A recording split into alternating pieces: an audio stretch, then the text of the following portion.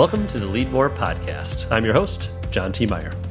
Now, of course, the Leadmore podcast is the show where we sit down with leaders of today to inspire leaders of tomorrow.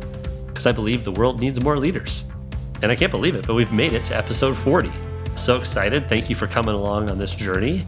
In episode 40, we have our first neuropsychologist on the show, Dr. Sarah Bridges, PhD of neuropsychology. She is an entrepreneur, a writer, speaker, a consultant. She used to work in a Fortune 500 in people development. And we dive into the psychology of leadership. What does that mean? What's going on in our brains as leaders, and why are we wired to think that way? We explored what it means to have a growth mindset. She's big advocate for growth mindset, both as a personal in your life, as a professional, but even as a parent, which I found really interesting and took a lot away from. So a fantastic woman, a mother. She's lived a very interesting life, and I enjoyed our conversation. So to celebrate episode 40 here, enjoy our episode with Dr. Sarah Bridges. All right, welcome everyone to another episode of the Leadmore podcast. I'm really excited for today's conversation with Dr. Sarah Bridges. Sarah's up in Minneapolis. How are you doing today? I am doing great. I'm excited to be here. Yeah, so we were connected from a mutual friend who said, you got to talk to Sarah. She's a fantastic leader. She knows a lot about leadership. So I'm excited to dive into some of your background and what you do. But let's start there. So you've been for 25 years, a psychologist, a coach, a speaker, a writer. Tell me, is this the career path that you thought when you were a young girl, or what did you think you were going to grow up to do? Anything but being a psychologist. So I was raised by two psychologists. Oh, you were? If you talk to me even in the sophomore year of college, I will do anything except be a psychologist. Funny. There was a lot of psychology/therapy happening at the dinner table. So I thought, I'm really going to strike out on my own and do my own thing. And I took one class in psychology, and I don't know if it was nature or nurture, but I was hooked and loved it. Funny. It's like you never know what your parents are trying to get to when they're asking you these leading questions at the dinner table, Lord. right? Everything is like Yes. My mother was a Jungian analyst, which is Carl Jung was famous for. Everybody has a shadow side. So there was discussions of shadow sides of neighbors and animals we had on the farm, and, you name it. Interesting. Wow. So you bounced around the country. You said you grew up in California. Mm-hmm. You ended up with your master's degree at the University of Minnesota, right? Is that what brought you to the Midwest? I came to the Midwest for grad school. I did a doctorate actually in neuropsych. Okay. And that was the program here. Wow. And then also before we hit record, you were telling me during that time you had 3, now you have 4 children. Is that correct? I did. I know it was kind of crazy, but as I was also saying, graduate school full-time is a flexible endeavor. It's not like a 8-to-5 job. So did have That's still very impressive. Children. I was seen as a weird creature having all these children during my PhD. Well, good for you. And then you spent some time in the corporate world, specifically in HR, kind of people space, right? I did. I spent about 2 years in a leadership role in HR. And while I love working with HR, I realized fast I'm not meant to be in the position. I'm very flexible, more like a consultant. And so caught on to that and moved back to consulting. So that was going to be my next question. What did you feel, since mine was only 12 months in the corporate world, but what did you learn about being that time? And did that inform or shape what became starting your own business? It very much did, right down to the kind of culture I wanted to have in this business. In some ways, the antithesis of some of the things in the corporate world, it's gotten better, certainly post-pandemic. But the idea that FaceTime in the old sense of sitting in your desk, staring at people, was equivalent to good leadership, that activity equaled productivity, that internal meetings often were more important than what we were doing with customers. And those kinds of behaviors made me a bit crazy and very interested in setting up a workplace that was different, that was flexible, that was not based on how long you were in the office, that was skewed towards customers. Which was probably pretty ahead of its time, I'm guessing. Well, maybe ahead of its time compared to corporate. Certainly, it's what I loved about consulting. I don't know your experience in consulting, but it was a bit more flexible and Sure. natural to me. Interesting. And so your company now today, Bridges, is your namesake. When did that start? And what was the kind of the original, consultants at the end of the day are problem solvers. They come in and solve Yep. problems. But you can be consulting can be very broad in terms of your services. So tell me the sort of impetus or original kernel of your idea with your shop. Absolutely. So I am going to be the anti-role model. I never had a business plan or, in 3 years, I'm going to be this big or anything else. I was on my fourth maternity leave and an old client called and said, can you do a project? So I wasn't even I didn't have a dream of a business. Yeah. I've always been someone, I'm not prone to sit and plan really in a structured way, but I'm very good at being responsive to things that arise. So it's just different ways you can lead. And so started that up. And the idea was just doing work with people and companies. We've been generalists. So it subsumes coaching and assessment and team things and culture things. And that was kind of the idea in getting started. So you really pulled into it. You had one project that maybe led to another project, and all of a sudden you had a business. To another and another, and loved it. Loved, consulting and being independent. You may even work more hours, but there's two things you don't get in a lot of jobs: control of your time and flexibility. And I think, particularly speaking to any parent out there, that is the name of the game. Even non-parents. I mean, half our staff doesn't have kids. Sure. When I look at psychological research on happiness and engagement, having that kind of autonomy in what you're doing and flexibility in how you do it is a game changer. I think also makes people more productive. Yeah, cool. So that's a perfect segue, because what I want to dive in today is this idea of the neuropsychology of leadership and organizations. And so tell me, maybe unpack a little bit how you guys work. If you come into an organization, does that first mean to understand are you doing like assessments and sort of these quizzes about like our Enneagrams and our leadership styles? Or tell me how do you analyze the neuropsychology of an organization? Yeah, it's a great question. So we come in kind of meeting people wherever they're saying they're having a need. I mean, It may be working with one leader, it might be a team, but very frequently there is personality testing we do on the front end to try to understand people better and figure out what's going on. From there, the neuropsychology, I think of personality testing, the way we know it, talks about how we're different from other people. Neuropsychology is the water table that we all share. It's the unconscious part of our brain that has to do with the way our brains are constructed that drives how we behave. Now, here's the tricky part. People often aren't aware of why they're doing what they're doing. And any leader we're speaking to understands this. You roll out a change, it's a quote unquote good change. We're all going to have more room for advancement, and people aren't getting on board. What is going on? And when we understand some about neuropsychology, that ambiguity creates threat for people unconsciously. Our brains don't like that. Hard to know if we're safe moving forward. Sure. When we start understanding some of these things, our ability to predict how to roll out change or how to manage people really shifts. Interesting. Okay, cool. So to use the water table analogy, explain that to me. Yeah. So neuropsychology is looking at the way our brains are literally set up and designed and different functions of different parts of your brain and how that drives behavior. So a simple example, all of us tend to think that we operate most of the time as very logical, measured, reflective thinkers. The part of your brain that lets you do that when you're evaluating is called the prefrontal cortex. I'm not going to go too deep on this. It's kind of the grown-up in your brain, making good decisions, weighing consequences, etc. There's another part of our brain that's the older part. Some people call it the reptile part. Okay. It is lightning fast. You have a reaction to something, you don't even know why. And it is operating at all times also. And kind of spoiler alert, we're not operating out of our grown-up brain a good portion of the time. And there's predictable things that really trigger us to be operating unconsciously. Fear is one, threat, ambiguity. And the kinds of things that get triggered are, for instance, I am worried I'm going to lose something. I'm worried about my status going down. I'm worried about how I'm being viewed. It's not that I'm sitting and thinking about these things.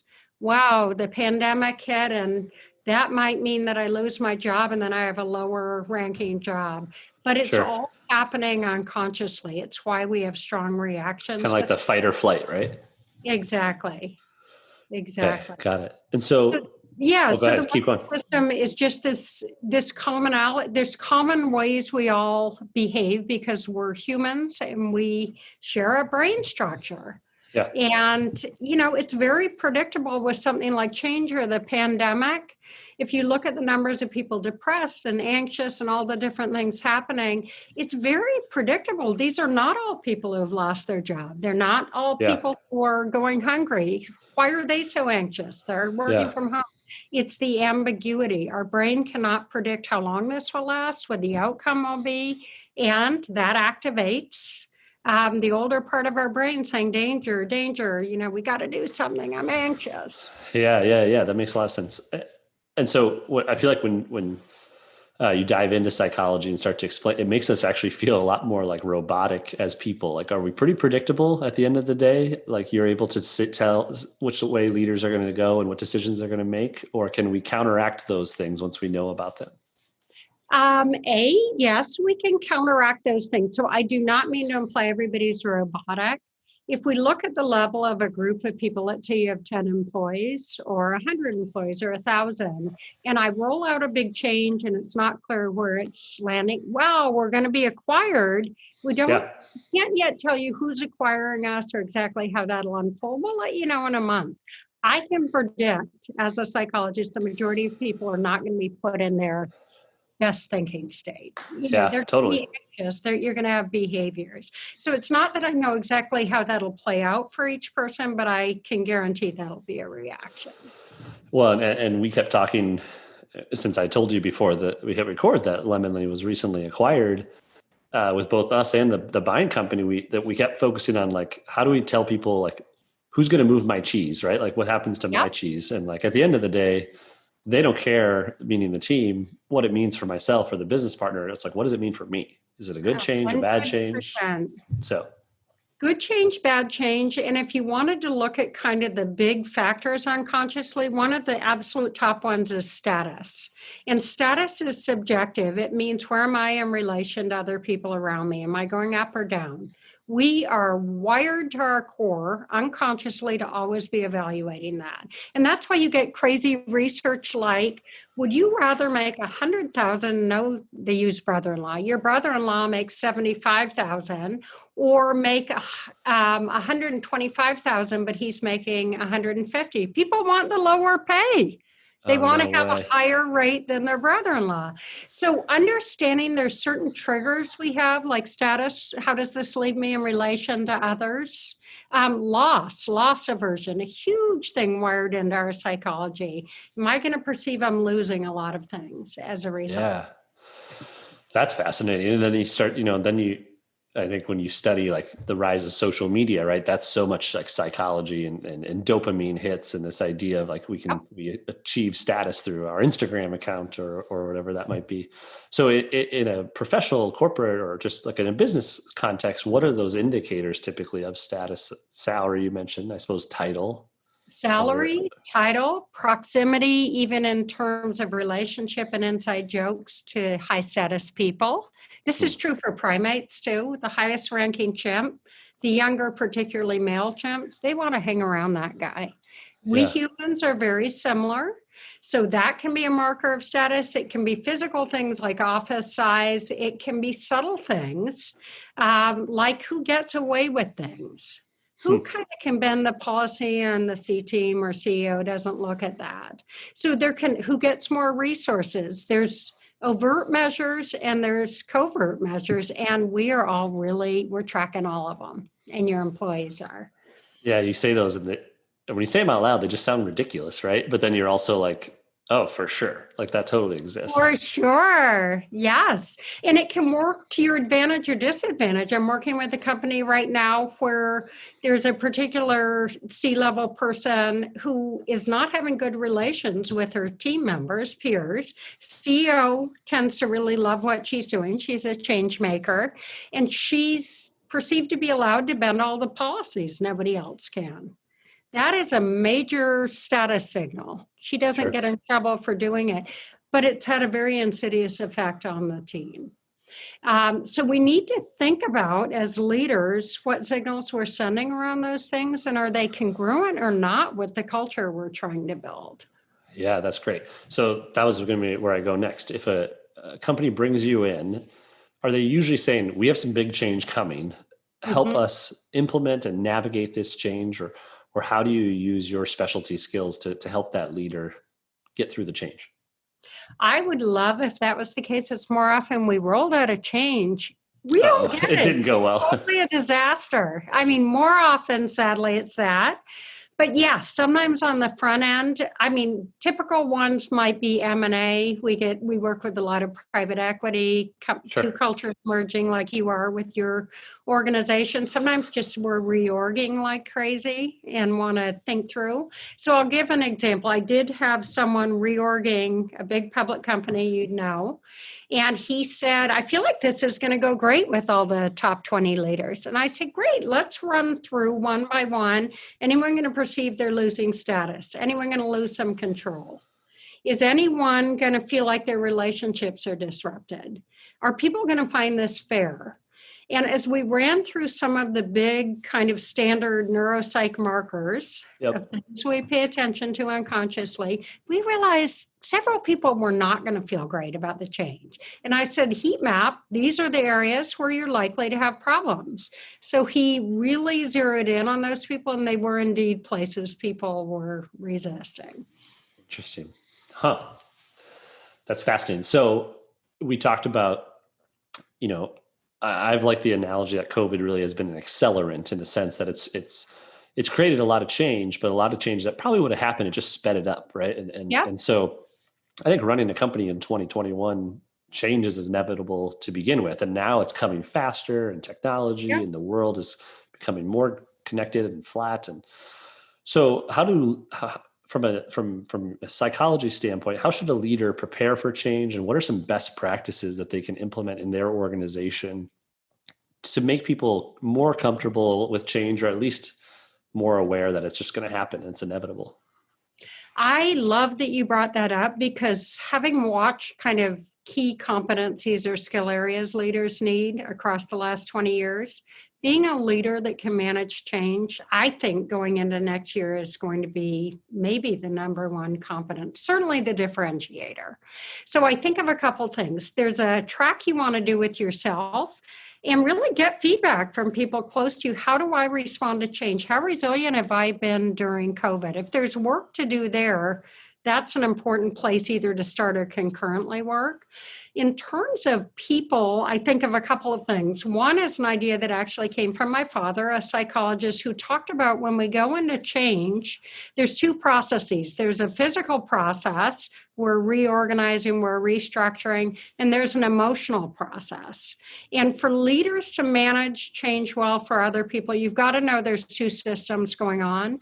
The emotional one follows its own track, and it begins with an ending. People are letting go of things. They're Sure. letting go and losing things. Then we go into that messy middle where everybody says stuff's falling apart, it feels chaotic. And then we move into adopting the new reorg or whatever the change is. And for leaders to understand you've got to manage both these processes is a critical piece of change management. We've got to get better and better with our communication skills. Communication is not how much I tell you things. It's how much are my messages really being received and synthesized? How do I know that? So those kinds of things are, traits we can be working on right now. Yeah. So that communicate, does that mean more communication, more transparency, more clarity? Like, how do we land our communication better? Yes, I always feel like generating understanding is more important than agreement.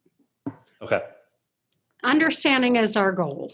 It's wonderful if people agree, but understanding is what we're shooting for. Transparency, yes. Getting out of platitudes, trust me, everything's going to be fine. And also regularity. I don't know if you remember flying back before the airlines had to give updates when things were delayed. And you'd be sitting at a gate and 3 hours elapsed. It was like the Hunger Games. People were losing it, screaming at people, and then they instituted every 15 minutes up. Well, we're still delayed. We'll let you know. And Yep. as a psychologist, total calm, just Yeah. calm. We need to do the same thing with people during ambiguity. So when you ask the question, what about communication? Transparency, regularity, and shooting for understanding. That's on my end. How am I getting feedback up is part two. Sure, And sure. I mean, unadulterated, real, regular, from the front lines feedback up. That's great. We use a system at Lemonly called EOS from the book Oh, Traction. yeah, I'm sure you've heard of it. I do. And a big part of that is just like cascading messages, right? And so in our weekly L10 meeting, there might be a thing that really just like a part of the business changed, like a small team. But if we feel that it's a cascading message that impacts everybody, then we got to make sure we make it so. And so Absolutely. what we do externally for clients is our mission is we design clarity, because we'll take your information and through infographics and videos, make it more easy to understand. But we've also taken that as a mantra internally, right? If something isn't clear, raise your hand and you get the right to ask about literally everything. And I think that's one way that maybe, I don't know if the right term, more modern leaders or like organizations are changing, where they're becoming much more open and transparent. And no matter where your rank in the org chart, you can be aware of a lot more that's going on versus the historical kind of command and control, like this is above your pay grade type of style. And I love that. I love that you do that. And there's a lot I'm not loving about social media and mental health. One thing I do love, it has disrupted the hierarchy. Used to be the leaders on higher telling you, well, guess what? There's Glassdoor. Guess what? There's employees having groups outside talking about things. People will give you feedback at any level. And if you leverage that and say that is a reality and I want that feedback, it's invaluable. Fighting it, I mean, we know how that's going to turn out. Sure. Well, you just said something I want to go to next. So, because a big tenet of this podcast is that leaders exist all up and down the org chart, and you don't need the title or the experience to be a leader. So let's talk about that social media and mental health, because 2020 and COVID, I think some of these things, again, were already happening and just been accelerated. Yeah. What is your biggest concern around that topic of social media and mental health in today's world? So I have two concerns, I would say, if I called it, and this is predicated on lots of psychological research around depression, anxiety, and so on. One is comparison. We talked about we are at all times unconsciously scanning and comparing. That works when we've evolved around humans, that we get to know the truth of their lives. It doesn't work when you have a curated, fake, Truman Show kind of thing going on over here, and I'm comparing. So you have the best that's not real, and I know the reality of what's going on with me. That is a setup for depression. The second thing I'd say is we humans have a negativity bias that's wired into our brains to keep us safe. We outweigh negative news about 2 times to positive news. Oh, wow. And you add into that, it's not as if media companies and social media hasn't figured this out. We pay attention to problematic things. And so over time, we're getting an overdosing of the negative. We're very tuned into it and reactive to it. And that becomes our perception of things that, as an aside, is wrong. It's wrong, but it doesn't matter. We act as if it's true. And that also brings us down. It makes us anxious, fearful, like we're not far enough ahead, we're never good enough. And that's very insidious. Wow. So both as a consultant, but also as a parent of 4, and I don't know the ages of your kids, but I'm guessing they're in the social media era. What do you tell them? They did. I did less telling them than showing them. While our business is on LinkedIn, I don't do other social media, and I know that sounds a little Luddite-ish. I don't, and it's practicing what I know from the research.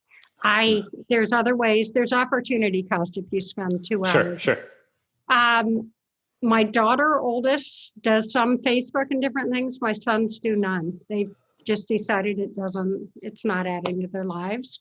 So we might be weird in that way, but it's interesting if you have kids to say, even paying attention, how do I feel after I do this for 2 hours, which can be a good just self-awareness tool. Yeah. Kids even to learn about their own moods tied to activities. So I am not one to say, ban it or something else, but I think educating and supervising is important. Yeah, that's great. I agree. Well, I wanted to ask you this a little bit of a jump, but I've asked this a couple of times on this show, and I think with your background, it's a particularly appropriate question. This debate of whether leaders are born or leaders are made, right? So from a neuropsychology standpoint, do you find something consistent across leaders? Is there something that they have that makes them lead? I mean, we also know that you can lead in so many different ways. So what is your opinion on that? Are people, are there natural born leaders, or do they just rise to the occasion? Okay. And I don't know if this is in congruence or not. I do not believe leaders are born. I think that it's like anything. We're born with certain talents, certainly, but it's all contingent on the environment we're in, whether those are really valuable and game changers. The bigger thing that I see in leaders that are really strong are two things. One is self-awareness. Yep. Really being open to and taking in that feedback is a huge predictor of people over time who become great leaders. Secondly, I know it's overly touted, but the growth mindset piece. And growth mindset doesn't just mean I say, oh, that was just data. It wasn't, I'm not a failure. It's bigger than that. It's saying, what is that data teaching me and how am I applying it? And people who regularly do that, shift, change, are resilient, and tend to be great leaders. Growth mindset is predicated on neuroplasticity, which is your brain changing. Yeah. So anyone out there who has the old trope, you can't teach old dogs new tricks, or people don't really change, take a look at the brain scans. That's not true. The part that is true is it's harder when we're older, just like learning a language, and we need a lot of focus, feedback, and practice. If you do those three things, you can change most things. That's fascinating. Yeah. So let's end there before we go to some rapid fire. I'm a big believer of growth mindset. We have a neon sign at Lemonly that's called Absolutely. Better Every Day. Yeah. And it's this idea that if you just get 1% better, I mean, you're going to see the compound interest of 1% is just, astronomical. So how do you, go ahead. Piece I would just throw in, it's also there are not good or bad events relative to leadership. One of the most helpful things in my leadership was the fact that I was an alcoholic. I mean, I come from a long line. By age 23, I'm like, whoa, I have a major problem in college. Going through something really hard, you'd say, that doesn't sound like a winning recipe for leadership. Go and drink your brains out in college. It actually was one of the most important events in my life for leadership. Not only to go through something where you're down to your knees and you need to come back up. How do you do that? And you can do that. But secondly, it just gives you a different ability to connect with people. It's hard to judge when you've been that person. So I'd encourage people to say, even, whatever they deem not great things that have happened, there's something valuable in that. And that's part of the mindset. Yeah, that's great. And so is it, as either a parent or a leader, how do we foster the growth mindset, right? Is it pushing? Is it challenging? Is it getting uncomfortable? Or what are the seeds we can lay to make sure that people are open to that growth mindset approach? My belief as a parent is, while it's normal to want to protect a kid from everything, that is not how the human race has survived this long and thrived. I think exposing kids to a lot of different things, encouraging them to try things. And when something doesn't go right, to get out of it being evaluative and getting into a discussion around what do you see differently as a result? What have you learned from that? To get out of black and white things saying you're really smart or you're really good at this, to talking about the effort, talking about the learning. That's how I would think about the parenting piece. Yep. I like that. And Yeah. then from a leader, is there anything like, is it trust building, team building? Is it making people try other roles, or how to, some people, I always wonder, I question where do I draw the line as a leader when I can push my team to like try new things and get uncomfortable, but also they have to be open to it, right? Or like, how far can I push versus them saying, I want to try this? Absolutely. I do think pushing is important so people get outside our zone. Back to neuropsych, we will comfortably stay in a little zone because it's Yeah. safest. Yeah. A ship in the harbor, you're not going to get shipwrecked, but you're also not going to see any coast. So I think some pushing is really good. The key thing to me is less about how far you push than what is the psychological safety within your culture. So if I push and someone has a big disastrous flop, can they come right back from that? Are they supported in that? Sure. That's the thing I'd pay attention to. But I'm one big on, and certainly as people drive it themselves, what about X? Go try it. Go Yeah. try. Yeah. Celebrate both the wins, but also the failures. And like, what do we learn from that experience? Right. Absolutely. Yeah, absolutely. Cool. Well, this is great, Sarah. Let's end with a few questions just about you to kind of understand you as a leader. What's Sure. what's a book that you recommend to people, or one of your favorite ones you've read recently? It's not even that recent, but Thinking Fast, Thinking Slow is one of my absolute Yeah. favorite books. Will teach you a lot about neuropsych, Daniel Kahneman. An old book I always recommend is Man's Search for Meaning by Viktor Frankl, a Holocaust survivor. Okay. Yep. So interesting. Interesting. Yeah. I've read Thinking Fast, Thinking Slow. It's great. I thought it was great. It's really interesting. How do you, as a busy leader, busy mother, a wife, how do you unplug or de-stress, especially in this crazy pandemic that we're all in? I am a militant around lifestyle stuff because I think it does give you a leadership edge. So after 7, I have all tech off, phone everything out of the room every night. I also run every day for an hour. So I get up really early. I have weird hours. I wake up super early and we'll jog for an hour and listen to podcasts. Good for you. What? Good for you. Oh, I Outside do on love it. treadmill, Treadmill in regardless. the winter because of ice and darkness here in Yeah. Minnesota, and outside the rest of the time. And then do meditation each day. Just mindfulness as much as I remember, but also 10 to 15 minutes, deep breathing and just centering. So those are my main go-tos. I think it's easier to box periods out that are not distraction zones. So even if you move up the time 15 minutes, have a period that all tech is off, preferably for everybody you're interacting with. In or out. Divided attention is not useful to us humans 24/7. Yeah. So you seem very routine based, which I like. I am. Morning routine is pretty militant, really thinking about what's coming into my feed, which I mean my brain.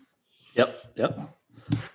All right. So you've given some already, but what's a piece of parenting advice? I believe parents are leaders in their own way. So how can you share for any parents who are listening? I can share my experience more than give advice, but I really believe we've overcorrected to being protective of kids. And I think we need to give some more room to stretch for children. Trying things, failing at things, not being great at everything.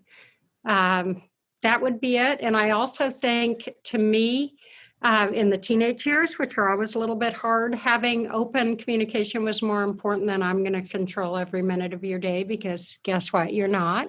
Yeah. And that has worked really well for us as my kids are young adults. Very close. Well, I can tell that you probably are close with your kids. That's great. We are.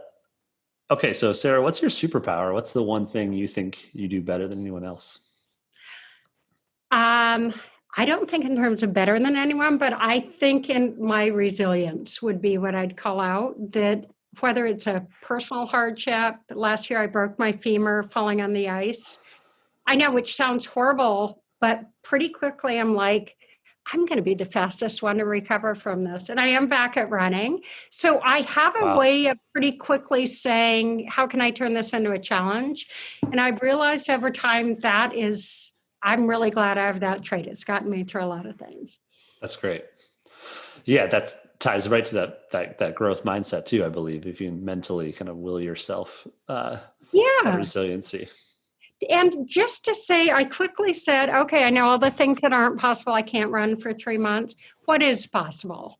And I found out within 5 days, I'm back on the elliptical. I mean, that's a physical example, but it pertains to work too. Yep, you can't do X. If you spend all your time, why can't I do X? I should have done X. You've just lost all your time for discovering why, and why might even be better. Yeah, So, 100%. I love that. All right, so we'll finish with who are the leaders that have shaped you, whether people you study or people you know well. Tell us about some of your mentors. Let's see. I would say one of the key ones for me is the Dalai Lama, which might sound funny, but I admire so much his ability to maintain equanimity and the focus on kindness and positivity. I just forget even religion. He says kindness is religion. Sure. My father was a leader I really followed and influenced me very heavily, kind of unconditional safety and support to try things and encouragement. And then I really admire also Martin Luther King. To say it's not black and white, either we fight the machine or we don't, but there's always a middle ground for how we approach things. And I just think it's so inspiring to think about that. Great. Well, this has been delightful. You're a bright, shining light as a leader, and you clearly have a deep expertise that we haven't had on the show. So it's been fun to have this conversation. It was so much fun. Thank you so much for having me. It really was fun. So the last thing we'll just say, if somebody wants to learn more about some of your background or how neuropsychology impacts leadership, where can they find you or follow your content? Especially after my comment on social media. Yeah, we can't find you. So where do we go? You can find us on LinkedIn. So that's on Sarah Bridges or Bridges Consulting. And you can also reach us through the website, just sarahbridges.com. All right, great. Well, thank you, Sarah, for your time today. It was fantastic. Thank you. All right, everyone. That was episode 40 of the Leadmore podcast with Dr. Sarah Bridges. Thank you, Sarah, for your time, for your expertise and your honesty in those conversations. Really enjoyed that one. So remember, we have new episodes of the Leadmore podcast. I set the goal originally when I started the show. I said, I'm going to do this for 52 straight episodes. I'm committed to that. We'll get that far, and then we'll just, see what happens after that. So we're getting close. 12 away. So we're going to truck forward here, and we drop new episodes every Thursday, and you can get them at leadmorepodcast.com or wherever you subscribe to podcasts, Apple, Spotify, Stitcher, all of them. We're there. Find us, subscribe. Thank you so much. Be well.